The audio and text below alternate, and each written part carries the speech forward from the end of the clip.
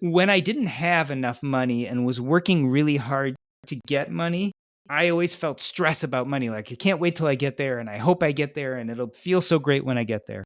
And then once I got there, it was like, oh, but what if I lose it? What if the market goes down? What if I spend so much or too much? What if I'm frivolous? And so what I realized is, mindset wise, the money hasn't made me happy one way or another. So why not just spend it and not worry about it, as opposed to sitting there and stressing about it? And so what I've really tried to do is not worry too much about saving and not worry too much about spending. Welcome, millionaires and future millionaires. You're listening to the Millionaires Unveiled podcast, a show where you'll hear the stories and interviews of everyday millionaires. We'll unveil their decisions, their strategies, and their portfolio allocation. Now to your host, Jace Mattinson. Welcome back to another episode of the Millionaires Unveiled podcast. This is episode number 390. This is the podcast where everyday millionaires spill the beans on their stacks of green. I'm your host, Jace Mattinson, ready to bring you the unscripted tales of wealth, warts and all, because who needs a script when you're rolling in the dough? Join us as we dive into net worths and asset allocations of regular folks turned financial titans. It's like cribs, but with fewer gold-plated toilets and more practical advice. We promise there are only rare edits to be kid-friendly, so you won't hear any naughty language, just lots of cha-ching and maybe a sprinkle of do-re-mi. So buckle up, tighten those purse strings, and get ready to laugh and learn with Millionaires Unveiled. Happy New Year, everybody. Today we've got a great guest, returning guest, Doc G. He has been on a couple different times, and we've gone through his wealth journey. I think his original net worth on the show was about $6-ish million. And now it's north of 10, and he is spending more money than he's ever spent. In fact, we talk a little bit about the transition that he's been trying to make in allowing himself and being willing to spend and not worry about it. It's going to be a great conversation. Really lucky to have him. He's nearly doubled his net worth in the last 5 years since he first appeared on the show. And he's got some great knowledge bombs to drop. He used to be a doctor, still is a doctor, but only working about 10, 15 hours a week. So not quite retired, but definitely retired from the 60, 70, 80 hour grind that he once had in his profession, as he was scrambling, not only working a day job, but also kind of a side hustle as a doctor and working in hospice care, which he still does. And now he's an author, does a little bit of coaching, and it can be a great conversation with him. A few housekeeping things before we get into the episode with him. If you'd like to be on the show, send us an email, millionairesunveiled@gmail.com. We're always looking for new great guests willing to share their stories. And calendar's open for Q1 and Q2. So looking forward to hearing some new stories this next year. This is the final episode for 2024. Cannot believe it that we'll be headed into a new year here shortly. Lots to look forward to in the year to come. Also, still looking for that 400 millionaire. We've got a couple leads. We'll see if they materialize. One is more than double that, but we'll see if they're going to come on the show or not. But if you're out there, I'd love to have you. I wouldn't mind having a couple if we can get to that point. That'd be awesome. And really excited. Closing another chapter of the Millionaires Involved podcast this year. And looking forward to what we've got to come in 2025. Share a little bit more of that on the next episodes to come. And without any further delay, let's get into the episode with Doc G. And Happy New Year, everybody. Welcome back to the Millionaires Involved podcast. Today on this show, we've got a returning guest. In fact, this is probably his third or fourth time on the show now. We've got Doc G. He's going to give us a little net worth update. And he's got some real exciting news to share. Doc G, before we get into all the details of what's going on in your world, are you still retired? I guess I don't know what to say, because I do things that generate income, but it's not necessarily my main goal. So I still do a few things. I'm a hospice doctor, which I do for about 10 or 15 hours a week. I do a podcast, which makes just a little bit of money. I do some coaching. And I do book writing and public speaking, and I do all those more for the passion than whether they generate revenue or not, but they do create some revenue. I'll tell you though, since I left being a full-time doctor, I'm probably busier than ever. It's just I'm busy doing things I like to do. Awesome. And we've gone through the net worth journey with you on the show over the past several years. Where are you today? Has it changed at all from last time? I'll tell you. So The market has been obviously surging over the last year. So my net worth definitely went past 8 figures and has been just barely past there. But I'll tell you, I've actually spent more than ever in the last year or two. In fact, we did a major remodel on our house. It is like 30-40% over budget. But I'm trying to really get to this point where I can spend and not worry about it, because I spent my whole life worrying about spending and that didn't feel wonderfully good. And then I made lots of money and now I've made lots of money and my net worth is higher than ever and I still don't love spending. So I'm trying to let go of that piece and actually trying to be more thoughtful about spending on the things that are important and not worrying so much about it. So the net worth hasn't gone up nearly as much as it could have because we've been spending a lot more, but I think that feels better. On that note, is there anything in particular that you're doing or trying to do to kind of have that mindset shift and allow yourself to spend a little bit more and not worry about it? The truth of the matter is, so I've let go of all the simple budgeting and that kind of stuff, which I never loved doing before. But it was really the mindset shift for me was when I didn't have enough money and was working really hard to get money, I always felt stress about money. Like, I can't wait till I get there and I hope I get there and it'll feel so great when I get there. And then once I got there, it was like, oh, but what if I lose it? What if the market goes down? What if I spend so much or too much? What if I'm frivolous? And so what I realized is mindset wise, the money hasn't made me happy one way or another. So why not just spend it and not worry about it, as opposed to sitting there and stressing about it? And so what I've really tried to do is not worry too much about saving and not worry too much about spending, but occasionally from time to time look and make sure I'm just roughly on track and not being so granular the way I think a lot of us are, especially when we're in that accumulation phase, when we're very granular about exactly how much is going in and exactly how much is going out. I'm trying to loosen those reins and not let it stress me out. What are you spending more on in particular? So I actually am not a big fan of things. So I don't buy lots of things. I don't do a lot of shopping. So in this case, we spent money on our physical location, right? We've been living in the same house. I moved in 2002, right? So I've been in the same house for 22 years and we've never done a major renovation. And so the idea is, can we make the space feel better? Can we make it more open, more sunlight, create kind of a higher quality for us living in that space? And so that's something we spend money on. I spend money on my kids. I mean, my wife likes to spend more money than me. So just having that space that she can spend on things she wants to spend on without it being an issue. For me, it's all about how the money can actually make other people happy. Because to me, I've never found that spending money made me happy either. So I'd rather have it go towards other things that make other people happy, or like I said, improve our space. I mean, we already take lots of vacations. I guess one of the ways I start to think about it is, who do I want to be as a human being? And can I use the money to further that? Right. And so, for instance, I love writing and I want to be a really good author. So could I spend some money to get a writing coach? Or could I spend some money on getting an extra special editor for my next manuscript? Like, those are all things that help me be a better version of myself. And so if I'm going to spend it on me, those are the kind of things I want to spend it on.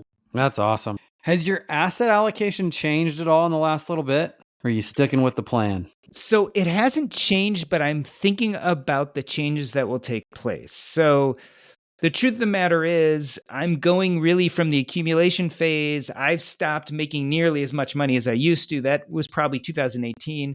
My wife has not wanted to leave work because she likes the community, but she is going to be retiring in May of 2025. And so we're really moving from the accumulation phase to the decumulation phase. So I probably will de-risk my investments, because up to this point, since we always made enough income, I always felt very comfortable being really overly weighted in equities. And I think over time, we'll probably go to more cash equivalents and more low risk bonds, treasuries, those kind of things. So will you wait till she retires to do that? Or are you looking at trying to do that here, early 2025? I think we'll probably do it soon. So in the next 6 months. And what that might look like, for instance, is selling equities in our IRAs and our 401ks, and maybe doing more of a bond allocation or doing more of a treasury allocation. That's probably what it'll mostly look like, as well as, since we just did a remodel, right? So I've been trying to make sure I have enough liquid assets to basically cover my needs for construction. In fact, this is one of the first times we've ever sold stock in our lives, other than to change from one stock or mutual fund to another stock or mutual fund. For the first time ever, we actually sold stocks for the money to spend it on doing this remodel. So I think that will change over time, making sure that we have enough cash reserves. We'll probably want a year to 2 years worth of cash sitting around.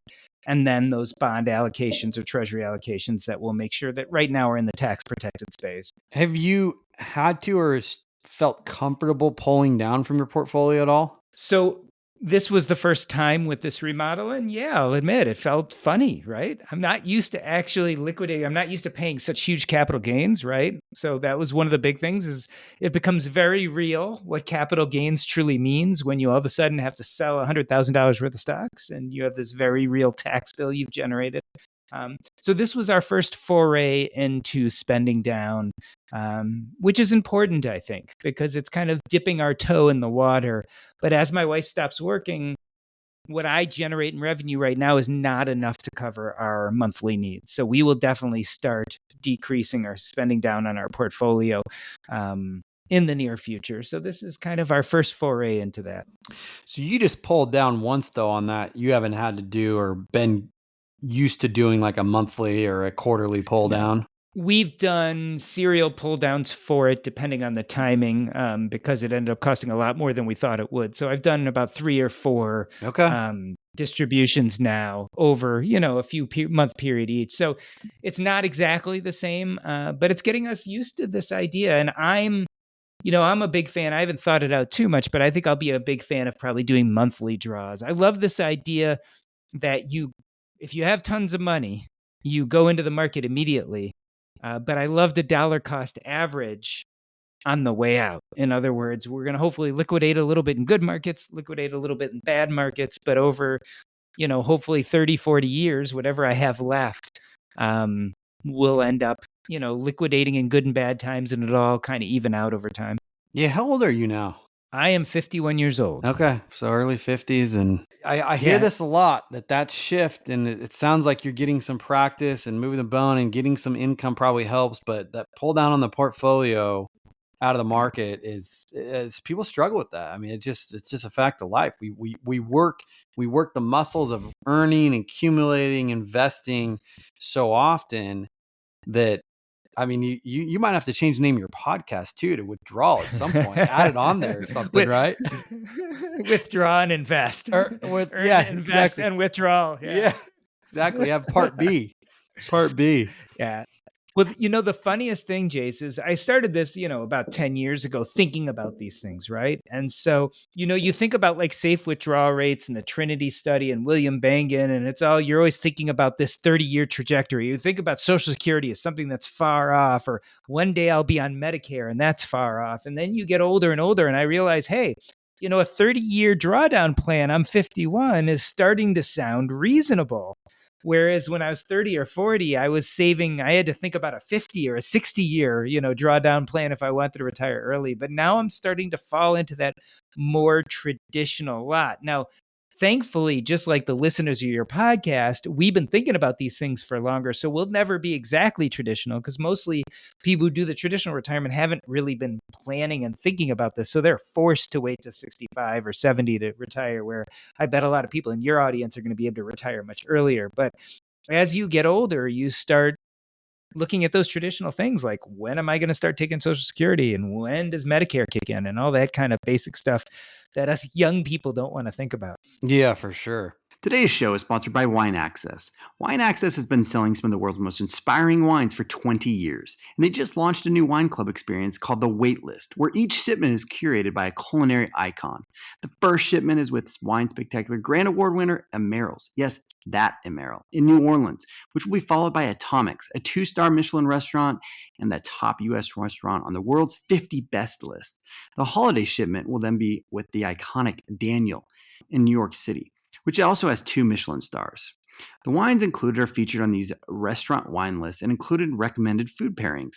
And if some of the world's best restaurants are willing to stake their reputations on these wines, then they're good. These wines ship directly to your door. Visit wineaccess.com/waitlist and use promo code millionaire for $25 off your first shipment. And thanks again to Wine Access for supporting today's episode. Let me ask, with your wife transitioning too, because I know that you transitioned essentially to kind of where you're at sooner, but now she's going through that at one point and has still kind of wanted to stay, employed full time, for the community, as you mentioned. What's led her at this point to be able to, emotionally make that change with you as well? Well, she works in corporate America, and anyone who works in corporate America realizes that the minute you love something, it's going to change. Well, she's been with the same company for 27 years, and it started as a dream job, and she built these great connections, et cetera. And over many, many, many years, she's watched it change, right? And it used to be very much about the employee. Then her company went public, and over the years, it's been just more and more corporatized. And the communities, even that she's been able to build, have been torn apart. And you see the kind of corporate craziness. And I think anyone who's been in corporate America for decades realizes that things were much better 20, 30 years ago. And it's just getting harder and harder to be an employee. So I think as she gets older, she realizes, hey, I'm not in my 20s anymore. We have plenty of money. And I don't want to get stressed out on Sunday night thinking about work on Monday morning. And that's something you might have to do when you're in your 20s and 30s. But when you're in your 50s, 40s, and 50s, and you have enough money, it becomes a decision. And who wants to live their lives where they're stressed out because of work, even if there's some things she likes about it? Yeah, no, understandable. So let's shift gears here a little bit. One of the things you've taken up in quasi retirement or a big shift from your day to day, professional work life as a doctor for several years. I guess you're still doing some of that, but in hospice, at whatever 10 to 15 hours a week you said, is being an author and writing books and writing about the things that you've learned. And you've got a new one called The Purpose Code, correct, coming out here shortly, or by the time this release actually will be out. Talk us through a little bit of that, and I'd love to hear, about the Purpose Code in particular, what that book's all about. Well, it's pretty simple. Like when I burned out of medicine and realized that I had the financial wherewithal to pretty much do what I wanted, I knew that I was interested in communicating because I liked writing, I liked public speaking. And so I started a blog, eventually a podcast, and I decided to focus on personal finance because that was the thing that I got into that helped me get away from medicine. I got excited by financial independence. And so I started a podcast called Earn and Invest. And I was talking to all these authors, these millionaires, these 6-figure and 7-figure business people, and they were really impressive. And a lot of times at the end of a conversation, I'd say, okay, so what does enough look like in your life? Or what is the why behind accumulating all this wealth? And a lot of times they could tell me how to accumulate wealth, but they weren't necessarily sure what to do with it. The other side of that is I was also taking care of dying people in my hospice practice. And a lot of times they were answering those questions I couldn't get from the people on my financial podcast. They were saying, I really regret that I hadn't lived life differently, that I didn't pursue these things that were deeply important for me. So I wanted to bring that message to the financial world because I thought it was missing. And so I wrote my first book called Taking Stock, which was built on this premise of what the dying could teach us about living and money. And one of the main ideas is that we should take purpose and put it before our financial framework. In other words, we should get a good idea of what feels purposeful in our life and then build our finances around it instead of vice versa. But I went to market this book, Taking Stock, and I talked about that premise, and I get people angry at me all the time, which surprised me because I usually try to give inspiring talks. So when someone comes up and they're angry, I was kind of like, well, why are you so angry? And what came up over and over again is people would look at me and they say, look, you keep telling me to find my purpose, and I've been searching for my purpose forever. I don't know what it is. I'm sick of looking. Will you please stop telling me to find purpose? And so what I did is I did a deep dive because I've always heard that purpose was so important. And in fact, I wrote a book about how important purpose was when I was talking about finances. And so the deep dive uncovered two things that seem to be a paradox. They contradict each other. One is there's a huge number of studies that show that purpose is associated with health, longevity, and happiness. Like it's really clear, tons of study. On the other hand, I found other studies that showed that up to 91% of people at some point in life have something called purpose anxiety. This idea that purpose causes them frustration, depression, anger, anxiety. So how could purpose be the most important thing as well as the most stressful thing? So I kind of came to realize through my coaching and dealing with the dying and podcasting and masterminding that, look, I think we get purpose wrong. We think of it as two things, or excuse me, we think of it as one thing, but I think it's actually two things. One of those things, what I call big P purpose or big audacious purpose, is very goal oriented and usually leads to a lot of anxiety.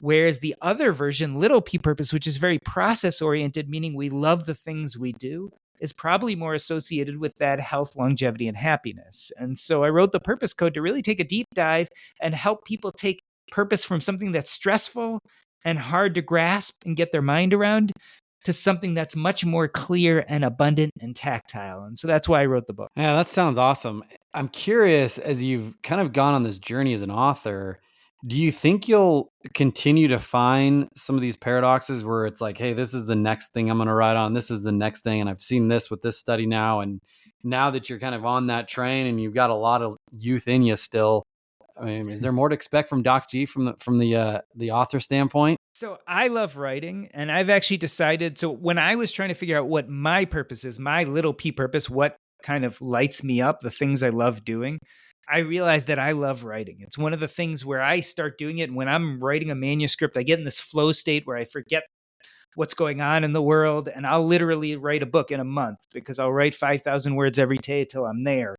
And it really feels like alive to me. And so, yes, I think I'm going to be writing books, hopefully, for the next 10 years, is what I always tell people. This is the second in the series. I already know what I'd like to be the third in the series. And I do think there are these paradoxes. I think there's the common way of thinking about things, and often the common way doesn't necessarily leave us happy or fulfilled. So the question is, are we missing out? So certainly with purpose, I think we were missing out. And when it comes to money and wealth, I think we were missing out. And that's what the dying could teach us, that, hey, we've got to really think about these other things and have money serve us. And I think purpose is the same way. We got to stop going after this kind of big goal-oriented purpose and start going after much more palpable, small or little p purpose that's process-oriented. And I think there's some other things we need to delve into. For instance, I think my next book is probably going to be about meaning and how we get meaning wrong, because meaning and purpose are two very different things. And often when we think we have a purpose problem, we actually have what I would call a meaning problem. A little foreshadowing, huh? In the trilogy. I love it. Yeah, for sure. It's kind of like we got modern day Star Wars in a way. I wish it was that exciting.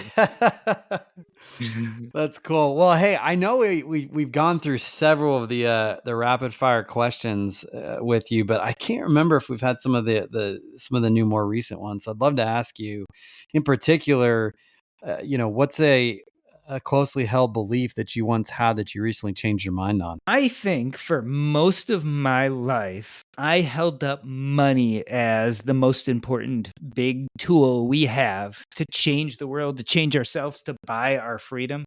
After writing this book about purpose, I really realized that it is a good tool. It's a strong tool, but we tend to neglect all those other tools we have at our disposal. So we have our youth, we have our energy, we have our passions, we have our communities, we have our skills. All of these things also are really amazing tools to live a good life. So I think I spent a lot of time worrying about money and almost praying to the deity because I thought it was the only one. And as I get older, I realize that we just have so many other tools to live the life we want to live. And I've been spending a lot of time trying to utilize those tools, right? Not just money, but using my communities, right? Using my skills, using my passions to do things that deeply light me up. And so I think that's really a major belief I had for most of my life that I now am starting to realize isn't exactly right. As your career net worth has grown, you've gone through this evolution. Has your conversations with your children changed as they've grown up and they've seen this shift in you? And if so, how? I think my kids have watched this evolution, right? So they saw me working these hard hours, doing all these extra things to make money, to discovering financial independence where I was kind of letting my money work for me such that I could escape these things I didn't like to do. And the last iteration is not even a conversation. It's more modeling. What I'm really thinking about nowadays in the evolution of my kids, and remember, my kids are now 17 and 20, but what I really want them to see me is doing things that light me up. I want them to see me engaged in my life, finding a sense of purpose, being deeply engaged in that sense of purpose and having it fulfill me, because that's the kind of behavior I really want to pass on to them. Like I want to give them permission as they become adults to like go after that stuff that really lights them up and to build that life that feels fulfilled. And so I think the conversation started with money because that's where I was, per the first question you asked. That's where my brain was in the beginning. But I think my kids, as they grow into adults themselves, are seeing a much more mature, evolved sense of what it looks like to be happy. And it's much more related to doing purposeful things that light us up. Awesome. Where can people get this book? So the easiest way to find out about me or the book is to go to jordangrummett.com. That's JORDANGRUMET.com. There you can find links to both my books, Taking Stock, as well as The Purpose Code, as well as all the places I create content, including the Earn and Invest podcast, the Purpose Code Substack, and there are links to a previous financial blog as well as a medical blog from years and years ago. You can find that all at jordangrummett.com. Awesome. That's Doc G, with the net worth north of 10 million, recent author of The Purpose Code. Go get your book. Thanks for coming to the show today. Thanks for having me, man. I appreciate it. Thanks for listening to the Millionaires Unveiled podcast with Jace Mattinson. For more stories, investment opportunities, and information, check out our website, millionairesunveiled.com. See you next time when you'll hear from another everyday millionaire.